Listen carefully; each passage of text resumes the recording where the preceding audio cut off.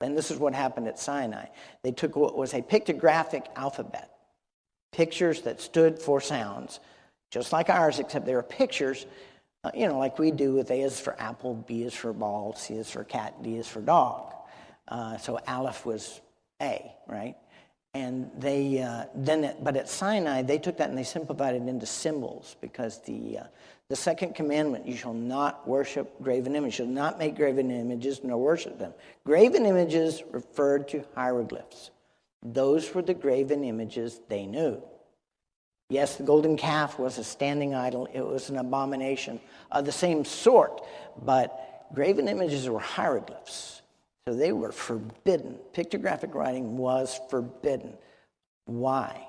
Idolatry was the worst sin of the Old Testament, because people would sacrifice to them, and when times got bad, they start sacrificing their children to them. The northern Canaanites, the Phoenicians, they kept the sacrificial fires burning 24/7. And they would burn children alive, infants often. They burn them alive. That's where we get Gehenna, or the Hinnom Valley. Yes, in Israel proper they did it, and that's exactly right. That's where the name for hell came from, Gehenna, because they would have these statues. They would build fires in them. They put the children in the arms of the goddess, and they would literally burn to death. And they would play instruments to mask their screaming. Right? And this is the tofet, which is the drum. Right. Tofet. And this is what Yahweh said was an absolute abomination, a cursed thing. It was not to happen anymore.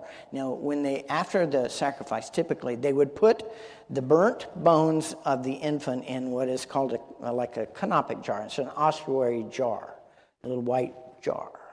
Now, over the decades, they have dug up. And you know this is a sacrifice because of the jar and the burnt bones of the infant in there.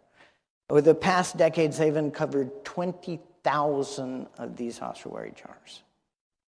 That's the ones they've uncovered. You keep those sacrificial fires burning 24/7, you're going to eat through a lot of babies. And I like it when the Romans surrounded Carthage, which was a Phoenician colony, they sacrificed hundreds of their children, burning them alive in order to put off the disaster. And it didn't help. But this is why God said, you're going to have to kill everything that breathes or run them out so that their abominations will die with them. That's the reason for his harshness. I never understood this before. But I do now. I would hate to have to make that call, but I tend to agree with him. That's exactly what Abraham was told, that your offspring are going to go down to Egypt. They're going to be there for 4 generations and come out when the sins of the Amorites, which is the family of the Canaanites, comes to a full. When it's just absolutely intolerable, you've just got to stop it. And sometimes you have to purge the land of that kind of gross immorality. Anyone that will burn their children or strap bombs onto their children and put them on a bus, it's like, we can't even relate to it. A normal human can't relate to it, but yet there are people that will do that. How about killing your unborn child in the womb? Yeah.